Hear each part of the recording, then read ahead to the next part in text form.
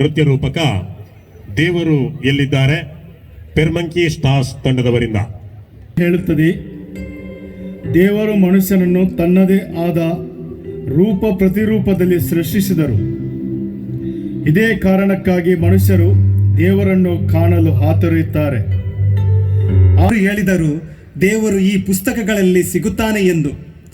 ಆದರೆ ನಾನು ಎಲ್ಲ ಪುಸ್ತಕಗಳನ್ನು ಓದಿದೆ, ಆದರೆ ದೇವರು ಅಲ್ಲಿ ಕಾಣಸಿಗಲಿಲ್ಲ. ಛೆ ಛೆ, ದೇವರು ಪ್ರೀತಿವಂತರು, ದೇವರು ಸರ್ವಶ್ರೇಷ್ಠರು ಎಂಬುದನ್ನು ಈ ಪುಸ್ತಕಗಳಲ್ಲಿ ಬರೆಯಲಾಗಿದೆ. ಆದರೆ ಯಾರು ಆ ದೇವರು? ದೇವರು ಎಲ್ಲಿದ್ದಾರೆ?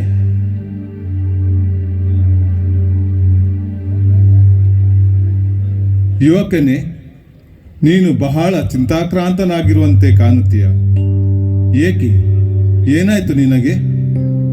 ಗುರುಗಳೇ, ನನಗೆ ದೇವರನ್ನು ಕಾಣಬೇಕು. ನಾನೊಬ್ಬ ವಿದ್ಯಾವಂತ. ಈ ಪುಸ್ತಕಗಳಲ್ಲಿ ನಾನು ದೇವರನ್ನು ಹುಡುಕಿದೆ, ಆದರೆ ಆತನು ಕಾಣಸಿಗಲಿಲ್ಲ. ನೀನು ಈ ಪುಸ್ತಕಗಳಲ್ಲಿ ದೇವರನ್ನು ಹುಡುಕ್ತಾ ಇದ್ದೀಯ.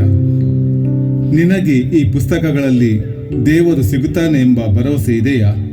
ಹೌದು ಗುರುಗಳೇ, ಖಂಡಿತವಾಗಿಯೂ ನಾನು ಮಗದೊಮ್ಮೆ ಈ ಪುಸ್ತಕಗಳನ್ನು ಓದುವೆನು. ಖಂಡಿತವಾಗಿಯೂ ಈ ಪುಸ್ತಕಗಳಲ್ಲಿ ದೇವರು ಕಾಣಸಿಗುತ್ತಾನೆ.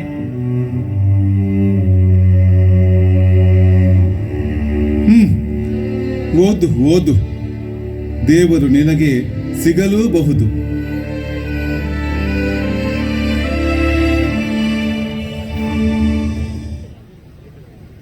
ಸಹೋದರನೇ, ನೀನ್ಯಾಕೆ ಅಗೆಯುತ್ತಿದ್ದೀಯಾ? ಏನು ಹೊಸ ಮನೆಯನ್ನಾದರೂ ಕಟ್ಟುತ್ತಿದ್ದೀಯಾ? ಇಲ್ಲ ಗುರುಗಳೇ, ನಾನು ದೇವರನ್ನು ಹುಡುಕುತ್ತಿದ್ದೇನೆ. ಏನು, ದೇವರನ್ನು ಹುಡುಕ್ತಾ ಇದ್ದೀಯಾ? ಇದೆಂಥ ವಿಪರ್ಯಾಸ! ಈ ಭೂಮಿಯೊಳಗೆ ದೇವರು ಇದ್ದಾರೆ ಎಂದು ನಿನಗಾರು ಹೇಳಿದರು? ನಾನೊಬ್ಬ ಸಾಧಾರಣ ಮನುಷ್ಯ, ಆದರೂ ದೇವಭಕ್ತ. ನನಗೆ ಧರ್ಮ ಎಂಬುದಿಲ್ಲ. ನಾನು ಚರ್ಚ್ಗೂ ಹೋಗುತ್ತೇನೆ, ದೇವಸ್ಥಾನಕ್ಕೂ ಹೋಗುತ್ತೇನೆ, ಅದೇ ಥರ ಮಸೀದಿಗೂ ಹೋಗುತ್ತೇನೆ. ಆದರೂ ನನಗೆ ದೇವರನ್ನು ನೋಡುವ ಆಸೆ. ಎಲ್ಲೂ ನನಗೆ ದೇವರು ಕಾಣಸಿಗಲಿಲ್ಲ. ಆದ್ದರಿಂದ ಭೂಮಿಯೊಳಗೆ ಇರಬಹುದೆಂದು ಅಗೆಯುತ್ತಿದ್ದೇನೆ. ಜ್ಞಾನಿಗಳು ಸಿಕ್ಕಾಪಟ್ಟೆ ಓದಿದ್ದೇವೆ. ನಾವು ಹೊಸ ಹೊಸ ವಸ್ತು ಉಪಕರಣಗಳನ್ನು ಆವಿಷ್ಕಾರ ಮಾಡಿದ್ದೇವೆ. ಆದರೆ ದೇವರನ್ನು ಹುಡುಕಲು ಇಷ್ಟು ಕಷ್ಟವೇಕೆ? ಅದೇ ನಾನು ಹೇಳುತ್ತಿರುವುದು. ದೇವರು ಎಲ್ಲಿದ್ದಾರೆ? ಅವರೇಕೆ ನಮಗೆ ಕಾಣಸಿಗುವುದಿಲ್ಲ?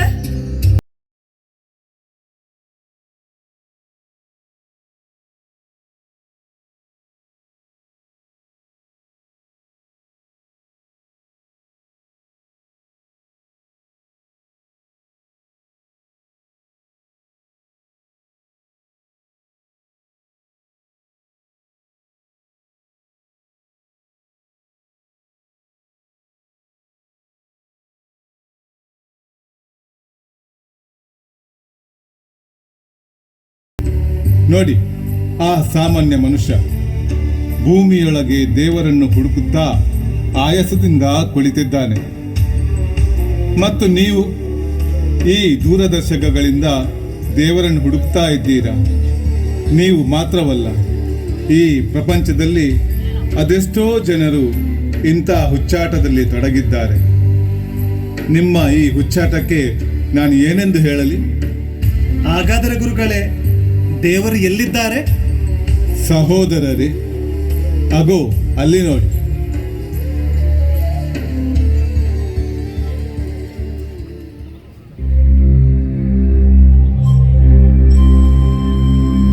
ಅಯ್ಯೋ ಅಯ್ಯೋ, ನನ್ನ ರೋಗವು ನನ್ನಿಂದ ಸಹಿಸಲಾಗುತ್ತಿಲ್ಲ. ನನ್ನ ಸಹಾಯಕ್ಕೆ ಯಾರೂ ಇಲ್ಲ. ನಿರಾಧಾರಿಯಾದ ನನಗೆ ನೀವು ಯಾಕೆ ಸಹಾಯ ಮಾಡುತ್ತೀರಿ? ತಾತ, ನಿಮಗೆ ಯಾರು ಇಲ್ಲವೆಂದು ಚಿಂತಿಸಬೇಡ. ನಿಮ್ಮ ಸಹಾಯಕ್ಕೆ ನಾವಿದ್ದೇವೆ. ಸಹೋದರನೇ, ಎಂಥ ಒಳ್ಳೆಯ ಮಾತು ಆಡಿದ್ದೀಯಾ. ನನ್ನ ಇಡೀ ಜೀವನದಲ್ಲಿ ಇಂಥ ಪ್ರೀತಿ ವಾತ್ಸಲ್ಯದ ಮಾತು ಯಾರೂ ಆಡಲೇ ಇಲ್ಲ. ಪರರಿಗೆ ಒಳಿತನ್ನು ಮಾಡಲು ಒಳ್ಳೆಯ ಹೃದಯವೂ ಬೇಕು. ನೋಡು, ಆ ಯೇಸು ಕ್ರಿಸ್ತರು. ಅವರು ಎಲ್ಲರಿಗೂ ಒಳಿತನ್ನೇ ಮಾಡಿದರು. ನಮಗೆ ಇಂಥ ಕೆಲಸಗಳನ್ನು ಮಾಡಲು ಆ ಯೇಸು ಕ್ರಿಸ್ತರೇ ಪ್ರೇರಣೆ ನೀಡುತ್ತಾರೆ. ನೀವೇ ನನ್ನ ಪಾಲಿನ ದೇವರು, ನನ್ನ ಪಾಲಿನ ದೇವರು. ಖಂಡಿರ ಆ ದುರ್ಬಲ ಮನುಷ್ಯನಿಗೆ ಯಾರು ದೇವರಾದರು? ಇವತ್ತು ಮನುಷ್ಯ ಬಾಹ್ಯಾಕಾಶ ಅನ್ಯ ಗ್ರಹಗಳತ್ತ ತಲುಪಿದ್ದಾನೆ. ಮೀನಿನಂತೆ ಸಮುದ್ರ ಈಜಿದ್ದಾನೆ. ಹಕ್ಕಿಯಂತೆ ಆಕಾಶದಲ್ಲಿ ಹಾರಾಡಿದ್ದಾನೆ.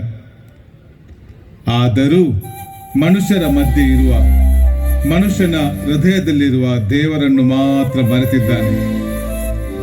ನೋಡಿ, ನಮಗೆ ನಮ್ಮ ಸುತ್ತಮುತ್ತ ಕಷ್ಟ ಸಂಕಷ್ಟಗಳಲ್ಲಿ ಸಿಲುಕಿರುವ ಬಡವರು, ಅನಾಥರು, ರೋಗಿಗಳು, ದುರ್ಬಲರು, ನಮ್ಮದೇ ಸಹೋದರ ಸಹೋದರಿಯರು ಕಾಣಸಿಗುತ್ತಾರೆ. ಅವರ ಕಷ್ಟ ದುಃಖಗಳಲ್ಲಿ ಭಾಗಿಯಾದರೆ ಅಲ್ಲಿ ನಮಗೆ ನಿಜವಾದ ದೇವರು ಕಾಣಸಿಗುತ್ತಾರೆ. ಅವರ ನಗು ಮೊಗದಲ್ಲಿ ನಮಗೆ ದೇವರು ಕಾಣಸಿಗುತ್ತಾರೆ. ನಡೆಯೋಣ, ನಾವು ದೇವರಿಲ್ಲದ ಜಾಗದಲ್ಲಿ ದೇವರನ್ನು ಹುಡುಕುವ ಹುಚ್ಚಾಟವನ್ನು ಬಿಟ್ಟು ನಮ್ಮ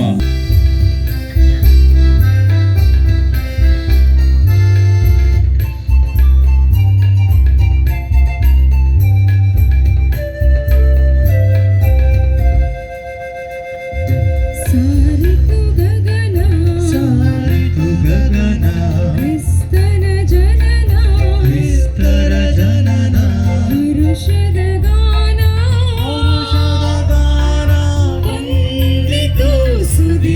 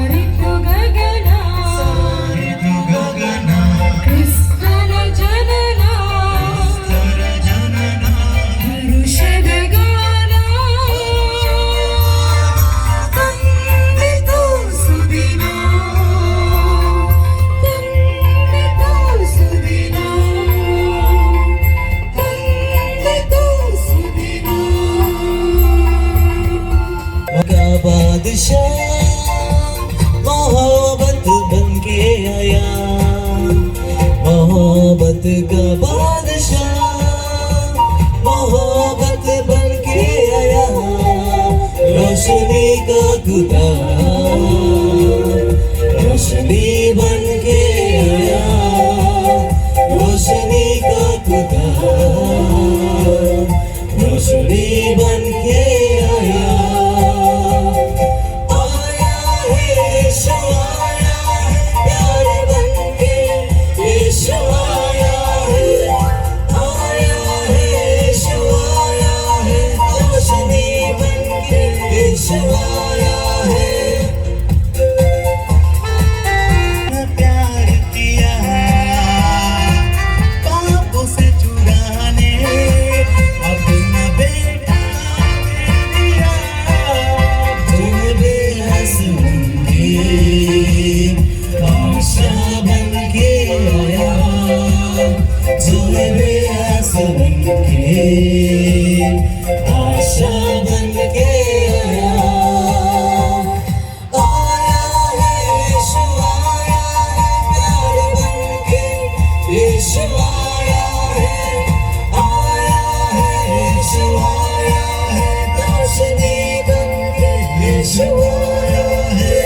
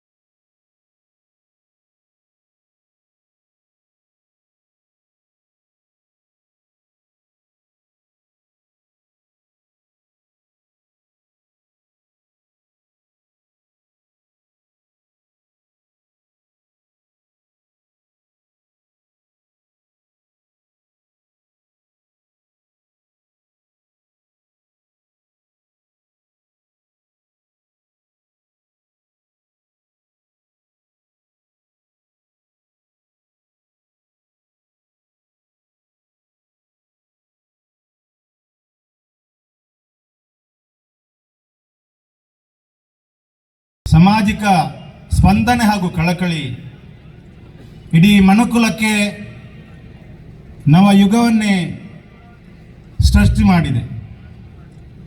2000 ವರ್ಷಗಳ ನಂತರವೂ ಕ್ರಿಸ್ಮಸ್ ಆಚರಣೆ ಅತ್ಯಂತ ಅರ್ಥಪೂರ್ಣವಾಗಿದೆ. ನಿರ್ವಚನ ನೀಡಲು ಬಂದಿರುವಂತಹ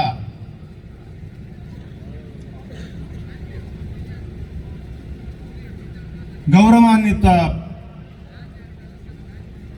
ಪೂಜ್ಯ ಸ್ವಾಮೀಜಿಗಳಿಗೆ ನಮಿಸುತ್ತಾ ಅವರ ಉಪಸ್ಥಿತಿಯನ್ನು ಅತ್ಯಂತ ಗೌರವದಿಂದ ಕಾಣುತ್ತಾ ನನಗೆ ಅವರ ಪ್ರಥಮ ಭೇಟಿ ಇಂದು ನನಗೆ ಉಲ್ಲೇಖ ಮಾಡಬೇಕಾಗಿ ಎನಿಸುತ್ತದೆ. 20 ವರ್ಷಗಳ ಹಿಂದೆ ಹತ್ತಿರದ ನಂದಾವರ ದೇವಸ್ಥಾನಕ್ಕೆ ಒಂದು ಕೊಡಿಮರದ ಅಗತ್ಯವಿತ್ತು. ಆ ದೇವಸ್ಥಾನಕ್ಕೆ ಬೇಕಾದ ಕೊಡಿಮರದ ಮರವು ಅವರ ಮಠದ ಹತ್ತಿರ ಒಂದು ತೋಟದ ಒಳಗೆ ಕಣಿವೆಯ ಕೆಳಗಡೆ ಇತ್ತು. ಅದನ್ನು ಮೇಲೆ ಎಳೆಯಲು ಮತ್ತೆ ಅದನ್ನು ವ್ಯವಸ್ಥಿತವಾಗಿ ಮರವನ್ನು ಇಳಿಸಲು ನನ್ನ ಸ್ನೇಹಿತರು ನನಗೆ ಕೂಡ ಕರೆದಿದ್ದರು. ಉದ್ದೇಶ, ನನಗೆ ಮರ ಇಳಿಸಲು ಗೊತ್ತಿಲ್ಲದಿದ್ದರೂ ಕೂಡ ವಿದ್ಯುತ್ ಕಂಬಗಳನ್ನು ಇಳಿಸಲು ವಿದ್ಯುತ್ ಟವರ್ಗಳನ್ನು ಇಳಿಸಲು ಅದರ ಅನುಭವ ಇತ್ತು. ಅದಕ್ಕಾಗಿ ಅಲ್ಲಿದ್ದ ಎಲ್ಲ ಯುವಕರನ್ನು ನೋಡಿ, ಇವರು ನೋಡಿ, ನಮ್ಮ ಧರ್ಮದ ಎಲ್ಲರೂ ಕೂಡ ಇಲ್ಲಿ ಕೈ ಜೋಡಿಸ್ತಾ ಇದ್ದಾರೆ, ಬನ್ನಿ ಎಲ್ಲ ಸೇರಿ ದೂರ ನಿಲ್ಬೇಡಿ ಅಂತ ಅವರು ಕೂಡ ಹೆಗಲು ಕೊಟ್ಟು ಆ ಮರವನ್ನು ಮೇಲೆ ಇರಿಸಿ ನೋಡುವಾಗ ನನಗೆ ಅವರ ಮೇಲೆ ಬಂಗೇರವರು ಸಾಂಪ್ರದಾಯಿಕವಾಗಿ ಗೌರವವನ್ನು ಸಲ್ಲಿಸಬೇಕಾಗಿ ವಿನಂತಿಯನ್ನು ಮಾಡ್ತಾ ಇದ್ದೇವೆ. ಅಭಿವೃದ್ಧಿ ಪ್ರಾಧಿಕಾರದ ಮಾಜಿ ಅಧ್ಯಕ್ಷರಾದ ಶ್ರೀಯುತ ಸದಾಶಿವ ಬಂಗೇರ ಇವರು. ಸಭಿಕರೆಲ್ಲರೂ ಚಪ್ಪಾಳೆ ತಟ್ಟುವ ಮೂಲಕ ಪೂಜ್ಯ ಸ್ವಾಮೀಜಿಯವರಿಗೆ ಗೌರವ ಸಲ್ಲಿಸಬೇಕಾಗಿ ವಿನಂತಿಯನ್ನು ಮಾಡ್ತಾ ಇದ್ದೇನೆ.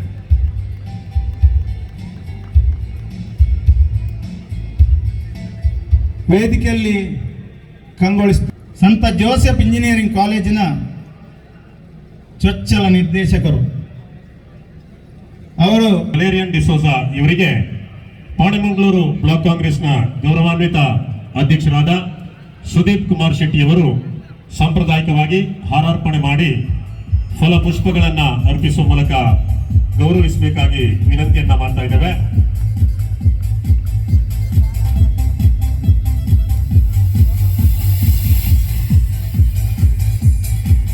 ಅತಿವಂದನೀಯ ಪೌಸ್ತಿನ್ ಲೂಬೋರ್ ಅವರು, ಇವರು ಬಹುಮುಖ ಪ್ರತಿಭೆ ಉಳ್ಳವರು. ಮೂಲವಂತ ಗೌರವಾನ್ವಿತ ಅಧ್ಯಕ್ಷರಾದ ಶ್ರೀಯುತ ಬೇಬಿ ಕುಂದರ್ ಅವರು ಪುಷ್ಪಗುಚ್ಛವನ್ನು ನೀಡುವ ಮೂಲಕ ಗೌರವಿಸಬೇಕಾಗಿ ವಿನಂತಿಯನ್ನ ಮಾಡ್ತಾ ಇದ್ದೇವೆ.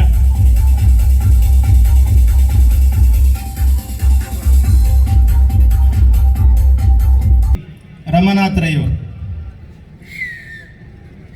ಕ್ರಿಸ್ಮಸ್ ಸೌಹಾರ್ದ ಸಂಭ್ರಮ, ಅವರ ಸಂಭ್ರಮವು ಯಾವಾಗಲೂ ಅವರ ನಡೆ ನುಡಿ ಎಲ್ಲವೂ ಕೂಡ ಸೌಹಾರ್ದದಿಂದ ಕೂಡಿರ್ತದೆ. ಯಾವ ಕಾರ್ಯಕ್ರಮವೂ ಕೂಡ ಆಗಲಿ ಅವರು ಬರುವಂತಕ್ಕೆ ನಮಗೆಲ್ಲ ಬೆನ್ನು ತಟ್ಟಿ ಈ ಕಾರ್ಯಕ್ರಮ ಆಗಬೇಕು, ಎಲ್ಲ ಧರ್ಮದ ಬಾಂಧವರು ಈ ಸಮಾರಂಭಕ್ಕೆ ಬರಬೇಕೆಂಬ ಉದ್ದೇಶದಲ್ಲಿ ಆ ಕಾರ್ಯಕ್ರಮಕ್ಕೆ ನಾನು ನಿಮ್ಮ ಜೊತೆ ಇರ್ತೇನೆ ಅಂತ ಹೇಳಿ ಇವತ್ತಿನ ಸಭಾಧ್ಯಕ್ಷನ ಅವರು ಒಪ್ಪಿಕೊಂಡು ಈ ಸಭಾಡಿ ರಮಾನಾಥ್ ರೈ ಅವರಿಗೆ ಬಂಟ್ವಾಳ ತಾಲೂಕ್ ಪಂಚಾಯತ್ನ ಮಾಜಿ ಸ್ಥಾಯಿ ಸಮಿತಿ ಅಧ್ಯಕ್ಷರಾದ ಶ್ರೀಮತಿ ಪ್ಲೋಸಿ ಡಿಸೋಜಾ ಇವರು ಹೂಗುಚ್ಛವನ್ನು ನೀಡಿ ಗೌರವಿಸಬೇಕಾಗಿ ವಿನಂತಿಯನ್ನು ಮಾಡ್ತಾ ಇದ್ದೇವೆ.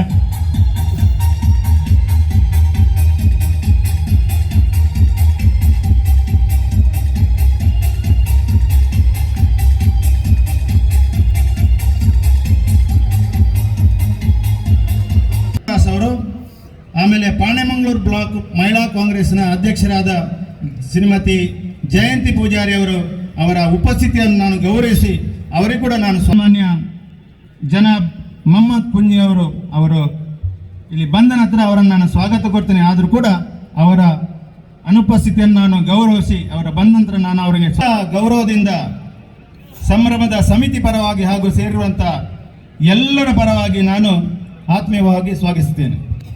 ಶಾಂತಿ ಪ್ರಕಾಶನ ಮಂಗಳೂರು ಇದರ ವ್ಯವಸ್ಥಾಪಕರು, ನಮ್ಮ ಈ ಸಮಾರಂಭದ ಮುಖ್ಯ ಅತಿಥಿಗಳಾದ ಜನಾಬ್ ಮೊಹಮ್ಮದ್ ಕುಂಜಿ ಇವರಿಗೆ ಮಾಜಿ ಜಿಲ್ಲಾ ಪಂಚಾಯತ್ ಸದಸ್ಯರಾದ ಶ್ರೀಯುತ MS ಮಹಮ್ಮದ್ ರವರು ಪುಷ್ಪಗುಚ್ಛವನ್ನು ನೀಡುವ ಮೂಲಕ ಗೌರವಿಸಬೇಕಾಗಿ ವಿನಂತಿಯನ್ನು ಮಾಡ್ತಾ ಇದ್ದೇವೆ.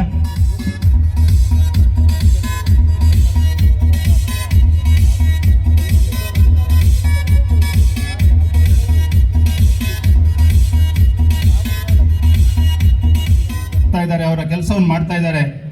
ಮಾಧ್ಯಮ ಮಿತ್ರರಿಗೆ ಈ ಸಮಿತಿಯ ಪರವಾಗಿ ನಿಮ್ಗೆ ಸೇರಿದಂಥ ಎಲ್ಲರ ಪರವಾಗಿ ನಾನು ಸ್ವಾಗತ ಕೊಡ್ತೇನೆ. ಚಪ್ಪಾಳೆಯನ್ನು ತಟ್ಟುವ ಮೂಲಕ ಉದ್ಘಾಟನೆಯ ಈ ಹೊತ್ತಿಗೆ ಎಲ್ಲರೂ ಕೈ ಜೋಡಿಸಬೇಕಾಗಿ ಕಳಕಳಿಯ ವಿನಂತಿಯನ್ನು ಮಾಡ್ತಾ ಇದ್ದೇವೆ. ಕ್ರಿಸ್ಮಸ್ ಸೌಹಾರ್ದ ಸಂಭ್ರಮ ಸಮಿತಿ ಬಂಟ್ವಾಳ ಇದರ ಆಶ್ರಯದಲ್ಲಿ ಬಂಟ್ವಾಳ ಮತ್ತು ಪಾಣೆಮಂಗಳೂರು ಮಹಿಳಾ ಕಾಂಗ್ರೆಸ್ನ ಸಹಕಾರದೊಂದಿಗೆ ಕ್ರಿಸ್ಮಸ್ ಸೌಹಾರ್ದ ಸಂಭ್ರಮ 2022 ಶುಭ ದಿನದ ಲೊರೆಟೋ ಚರ್ಚ್ ತಂಡದವರಿಂದ ಇದೀಗ ಕ್ರಿಸ್ಮಸ್ ಗಾಯನ.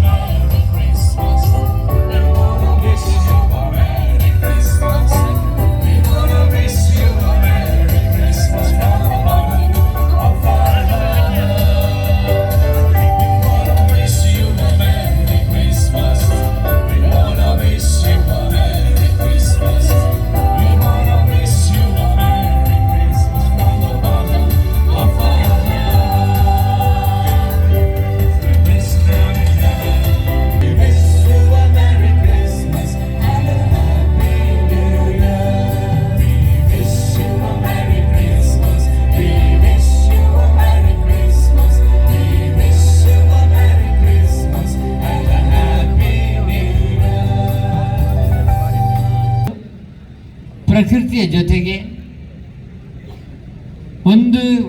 ಒಂದೇ ಕುಟುಂಬದ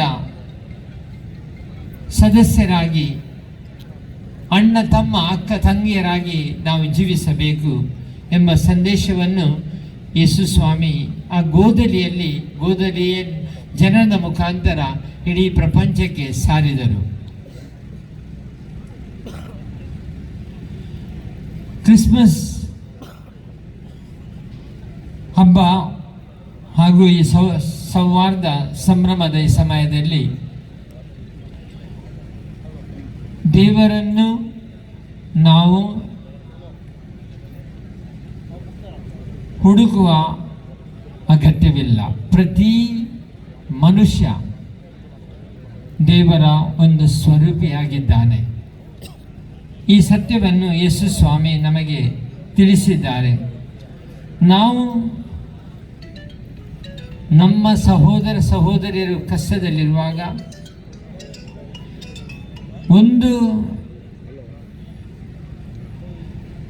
ಒಂದು ಕಪ್ ಅಥವಾ ಒಂದು ಲೋಟ ನೀರನ್ನು ನಾವು ಯಾರಿಗೆ ಕಷ್ಟದಲ್ಲಿ ಇರುವವರಿಗೆ ನಾವು ನೀಡಿದಾಗ ಅದನ್ನು ಭಗವಂತನು ಪ್ರೀತಿಯಿಂದ ಈ ನಾವು ಮಾಡಿದ ಕಾರ್ಯವನ್ನು ನೋಡುತ್ತಾ ಇದ್ದಾನೆ.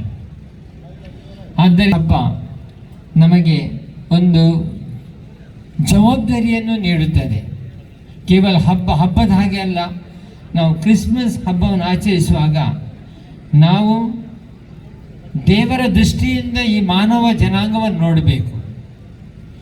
ದೇವರು ಹೇಗೆ ನಮ್ಮನ್ನು ನೋಡುತ್ತಾರೆ ಹಾಗೆ ನಾವು ನೋಡಬೇಕು. ಈ ಜವಾಬ್ದಾರಿಯನ್ನು ದೇವರು ನಮಗೆ ಈ ಕ್ರಿಸ್ಮಸ್ ಹಬ್ಬದ ಸಮಯದಲ್ಲಿ ಅವರು ನೀಡುತ್ತಾರೆ. ಆದ್ದರಿಂದ ನಮ್ಮ ಸಹೋದರರು ಎಷ್ಟು ನಾವು ಪ್ರೀತಿ ಮಾಡುತ್ತೇವೆ, ಎಷ್ಟು ಸಹಾಯ ಮಾಡುತ್ತೇವೆ, ಆಗ ಈ ದೇವರ ಒಂದು ಕನಸು ನನಸಾಗುತ್ತದೆ. ಸುಖಿನೋ ಭವಂತು, ಲೋಕ ಸಮಸ್ತ ಸುಖಿನೋ ಭವಂತು. ಓಂ ಶಾಂತಿ ಶಾಂತಿ ಶಾಂತಿ.